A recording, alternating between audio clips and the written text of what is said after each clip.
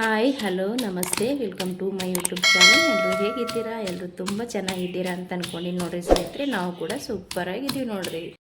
ನಾನಂತೂ ಇವತ್ತು ನಿಮ್ಮ ಕೂಡ ನಮ್ಮ ಮನೆಯೊಳಗೆ ಹಸಿ ತೆಂಗಿನಕಾಯಿ ಖಾರ ಯಾವ ರೀತಿ ಕೊಡ್ತೀವಿ ಅಂತ ಶೇರ್ ಮಾಡ್ಕೊಳಕತ್ತೀನಿ ರೀ. ತುಂಬ ಟೇಸ್ಟಿಯಾಗಿರುತ್ತೆ ಈ ಹಸಿ ತೆಂಗಿನಕಾಯಿ ಖಾರ. ಹ್ಯಾಂಗೆ ಕುಟ್ಟೋದು ಅಂತ ಹೋಗಿ ನೋಡ್ಕೊಂಡು ಬರೋಣ ಬನ್ನಿ ಸ್ನೇಹಿತರೆ. ಅದಕ್ಕಿಂತ ಮುಂಚೆ ಹೊಸರು ಯಾರಾದರೂ ವಿಡಿಯೋ ನೋಡ್ತಾ ಇದ್ದೀರಪ್ಪ ಅಂದ್ರೆ ಪ್ಲೀಸ್ ನಮ್ಮ ಚಾನಲ್ನ ಸಬ್ಸ್ಕ್ರೈಬ್ ಮಾಡಿಕೊಂಡು ಸಪೋರ್ಟ್ ಮಾಡಿರಿ, ಒಂದು ಶೇರ್ ಲೈಕ್ ಕಮೆಂಟ್ ಮಾಡಿರಿ. ಬರ್ರಿ ಇವಾಗ ಈ ಹಸಿ ತೆಂಗಿನಕಾಯಿ ಖಾರ ಸಿಂಪಲ್ಲಾಗಿ ಟೇಸ್ಟಿಯಾಗಿ ಬೇಗ ಯಾವ ರೀತಿ ಮಾಡ್ಕೊಳ್ಳೋದಂತ ಶೇರ್ ಮಾಡ್ಕೊತಾ ಇದ್ದೀನಿ. ಬನ್ನಿ ಹೋಗಿ ನೋಡ್ಕೊಂಡು ಬರೋಣ.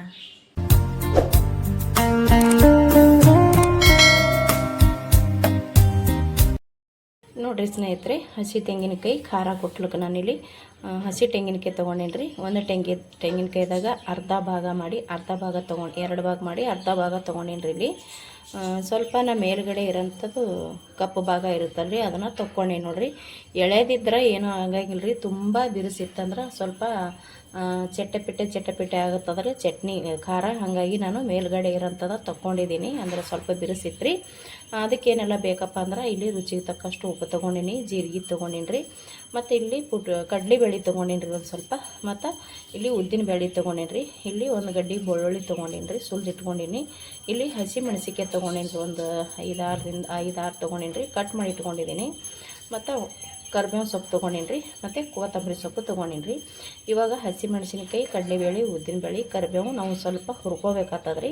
ಅವು ಮೂರೂ ಹುರ್ಕೊಂಡು ಇವಾಗ ರೆಡಿ ಮಾಡ್ಕೊಳಮ್ರಿ. ತುಂಬ ಅಂದರೆ ತುಂಬ ಚೆನ್ನಾಗಿರುತ್ತೆ. ನಾವು ಯಾವ ರೀತಿ ಮಾಡ್ತೀವಿ ಅಂತ ನಿಮ್ಗೆ ಕೂಡ ಶೇರ್ ಮಾಡ್ಕೊಳಕತ್ತೀನಿ ರೀ. ವಿಡಿಯೋ ಎಲ್ಲಿ ಸ್ಕಿಪ್ ಮಾಡಿದೆ ನೋಡಿರಿ. ತುಂಬ ಅಂದರೆ ತುಂಬ ಟೇಸ್ಟಿ ಆಗುತ್ತೆ ಈ ಹಸಿ ತೆಂಗಿನಕಾಯಿ ಖಾರ.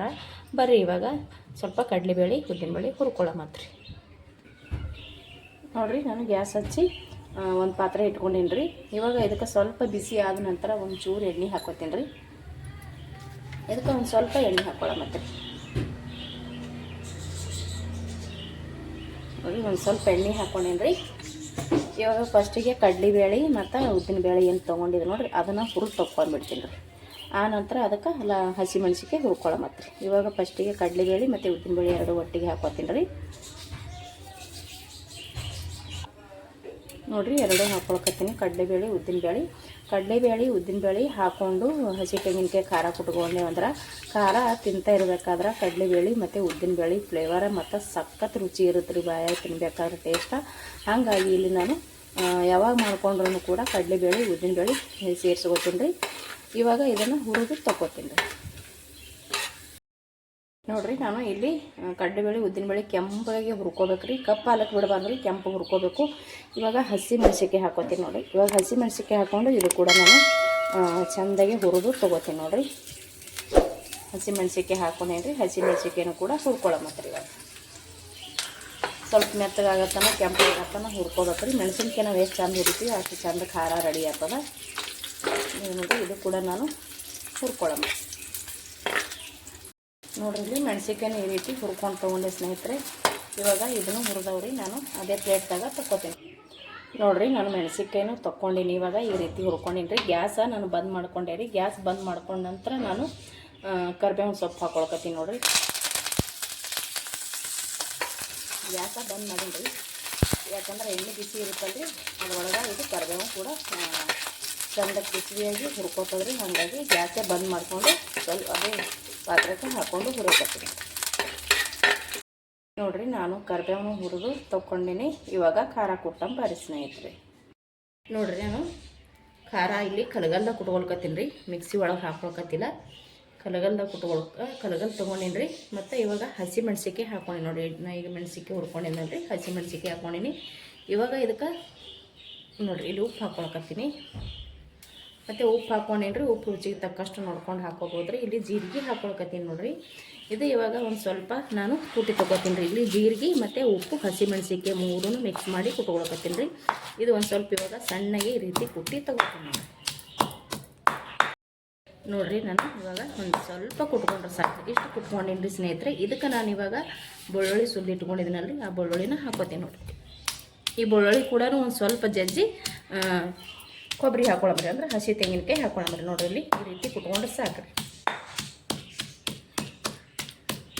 ನೋಡಿರಿ, ಬೆಳ್ಳುಳ್ಳಿ ಇಷ್ಟ ಆಯಿತು. ನಾನು ಇಲ್ಲೇನು ತೆಂಗಿನಕಾಯಿ ಮೇಲ್ಗಡೆ ಇರೋಂಥ ಸಿಪ್ಪೆನ ತೆಗೆದಿಟ್ಕೊಂಡಿನಲ್ಲಿ ಸಿಪ್ಪೆ ತುಂಬ ಬಿರುಸಿತ್ರಿ, ಹಾಗಾಗಿ ನಾನು ತೊಗೊಂಡಿನಿ. ಎಳೆದಿದ್ರೆ ಹಾಗೆ ಹಾಕೋಬೋದ್ರಿ, ಕಟ್ ಮಾಡಿ ತಕ್ಕೋಬೇಕತ್ತೇನಿಲ್ಲ. ಸ್ವಲ್ಪ ಕಪ್ಪು ಭಾಗ ಭಾಳ ಬಿರುಸಿತ್ತಂದ್ರೆ ಒಂಥರ ಖಾರ ಚೆನ್ನಾಗಿ ಇರೋಂಗಿಲ್ಲ, ಭಾಳ ಚಟ್ಟೆ ಪೀಸ್ರ ಆಗ್ತಾವ್ರಿ. ನೋಡಿರಿ ಇಲ್ಲಿ ನಾನು ಇದು ಇವಾಗ ಕುಟ್ಕೊಳ್ಕತ್ತೀನಿ ನೋಡಿರಿ. ಈ ರೀತಿ ಕುಟ್ಟಿದ್ರೆ ಸಾಕ್ರಿ, ಟೇಸ್ಟ್ ಅಂತೂ ಭಾಳ ಅಂದ್ರೆ ಭಾಳ ಚಂದ ಆಗ್ತದೆ. ಮಿಕ್ಸಿ ಒಳಗೆ ಹಾಕೊಳಕ್ಕಿಂತ ನಾವು ಕಲಗಲ್ದಾಗ ಕುಟ್ಟಿದ ರುಚಿನೇ ನೋಡಿರಿ, ಹಸಿ ತೆಂಗಿನಕಾಯಿ ಖಾರ. ಹಾಗಾಗಿ ನಾನಿಲ್ಲಿ ಕಲಗಲ್ದಾಗ ಕುಟ್ಟಿ ತೋರ್ಸಾಕತ್ತೀನಿ. ಇವಾಗ ಇದು ಸ್ವಲ್ಪ ಸಣ್ಣ ಆಗತ್ತನ ಕುಟ್ಕೋತೀನಿ ನೋಡಿರಿ. ನಾನು ಇಲ್ಲಿ ಒಂದು ಸ್ವಲ್ಪ ಖಾರನ ಕುಟ್ಕೊಂಡೆ ಸ್ನೇಹಿತರೆ. ಇವಾಗ ಇದಕ್ಕೆ ಹುರಿದಿಟ್ಟಿರುವಂಥ ಕಡಲೆಬೇಳೆನೂ ಹಾಕ್ಕೊಳಕತ್ತೀನಿ ನೋಡಿರಿ. ಕಡಲೆಬೇಳೆ ಹಾಕ್ಕೊಳ್ಳೋದ್ರಿಂದ ಭಾಳ ಟೇಸ್ಟ್ ಆಗ್ತದೆ. ಹಸಿ ತೆಂಗಿನಕಾಯಿ ಖಾರ ಮತ್ತು ಕರಿಬೇವು ಹಾಕ್ಕೊಳಕತ್ತೀನಿ ನೋಡಿರಿ. ಕರಿಬೇವು ಹುರಿದಿದ್ನಲ್ರಿ, ನೋಡಿರಿ ಅದು ತಿರುಗಿ ಆಲ್ರೆಡಿ ಕ್ರಿಸ್ಪಿ ಆಗೈತಿ. ಮತ್ತು ಕೊತ್ತಂಬರಿ ಸೊಪ್ಪು ಐತಿ ನೋಡಿರಿ. ಕೊತ್ತಂಬರಿ ಸೊಪ್ಪು ಇದೇ ಟೈಮ್ನಾಗ ನಿಮ್ಗೆ ಉಪ್ಪು ಏನಾರು ಕಡಿಮೆ ಬಿದ್ದಿತ್ತಂದ್ರೆ ಉಪ್ಪು ಸೇರಿಸ್ಕೋಬೋದು ರೀ. ಇವಾಗ ಇದಿಷ್ಟು ಹಾಕ್ಕೊಂಡು ಚೆನ್ನಾಗಿ ಕುಟ್ಕೋತೀನಿ ನೋಡಿರಿ. ಕೊತ್ತಂಬರಿ ಸೊಪ್ಪು, ಕರಿಬೇವು, ಕಡಲೆಬೇಳೆ, ಉದ್ದಿನಬೇಳೆ ಹಾಕ್ಕೊಂಡೀನಿ ನೋಡಿರಿ. ಮೊದಲ ಒಂದು ಸ್ವಲ್ಪ ತೆಂಗಿನಕಾಯಿ ಫಸ್ಟಿಗೆ ನಾವೇನು ಹಾಕ್ಕೊಂಡಿರ್ತೀವಲ್ಲ ರೀ, ಆ ತೆಂಗಿನಕಾಯಿ ಸ್ವಲ್ಪ ಸಣ್ಣ ಆಗತ್ತನ ಕುಟ್ಕೋಬೇಕ್ರಿ. ಸಣ್ಣ ಕುಟ್ಕೊಂಡ ನಂತರನೇ ನಾವು ಬೇಳೆ ಅದೆಲ್ಲ ಸೇರಿಸ್ಕೋಬೇಕು, ಹುರಿದಿರೋ ಬೇಳೆ. ಹಾಗಾಗಿ ಮೊದಲು ನಾನು ಸ್ವಲ್ಪ ಸಣ್ಣಗೆ ಕುಟ್ಕೊಂಡು ತೊಗೊಂಡು ಈಗಷ್ಟೇ ಹಾಕ್ಕೊಂಡೆ ನೋಡಿರಿ. ಇವಾಗ ಇದನ್ನು ಕೂಡ ನಾನು ಚೆನ್ನಾಗಿ ಕುಟ್ಟಿ ತೊಗೋತೀನಿ ನೋಡಿರಿ. ಹಸಿ ತೆಂಗಿನಕಾಯಿ ಖಾರ ಅಂತೂ ರೆಡಿ ಆಯಿತು. ಇಷ್ಟು ಕುಟ್ಕೊಂಡ್ರೆ ಸಾಕ್ರಿ. ಒಂದು ಸ್ವಲ್ಪ ಕಡಲೆಬೇಳೆ, ಉದ್ದಿನಬೇಳೆ ಒಂದೊಂದು ಹಾಗೆ ಇರ್ಬೇಕ್ರಿ. ಅಪ್ಪಟನೇ ಕೆಲವೊಂದು ಎಲ್ಲ ಸಣ್ಣ ಮಾಡ್ಕೋಬೇಕ್ರಿ, ಟೇಸ್ಟ್ ಇರುತ್ತೆ ತಿನ್ಬೇಕಾದ್ರೆ ಬಾಯಿ ಒಳಗೆ.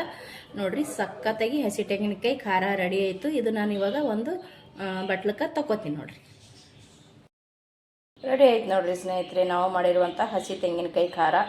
ಈ ಖಾರ ನಿಮಗೆ ಇಷ್ಟ ಆಗಿತ್ತಪ್ಪ ಅಂದ್ರೆ ಪ್ಲೀಸ್ ಒಂದು ಲೈಕ್ ಮಾಡಿರಿ, ಹ್ಯಾಂಗತ್ತ ಬಂದದಂತ ಕಮೆಂಟ್ ಮಾಡಿರಿ. ಮತ್ತು ಹೊಸಬ್ರು ಯಾರಾದರೂ ನೋಡ್ತಾ ಇದ್ದೀರಪ್ಪ ಅಂದ್ರೆ ಪ್ಲೀಸ್ ನಮ್ಮ ಚಾನಲ್ನ ಸಬ್ಸ್ಕ್ರೈಬ್ ಮಾಡಿಕೊಂಡು ಸಪೋರ್ಟ್ ಮಾಡಿರಿ. ಹಾಗೆ ಶೇರ್, ಲೈಕ್, ಕಮೆಂಟ್ ಮಾಡಿರಿ. ಇಷ್ಟೊತ್ತನ ವಿಡಿಯೋ ನೋಡಿದವರು ಎಲ್ಲರಿಗೂ ಕೂಡ ತುಂಬ ಹೃದಯದ ಧನ್ಯವಾದಗಳು ಆ್ಯಂಡ್ ಥ್ಯಾಂಕ್ ಯು. ಮತ್ತೆ ಒಂದು ಹೊಸ ರೆಸಿಪಿಯೊಂದಿಗೆ ಸಿಗ್ತೀನಿ ರೀ. ಮತ್ತೊಮ್ಮೆ ಎಲ್ಲರಿಗೂ ನಮಸ್ಕಾರ ರೀ. Thank you.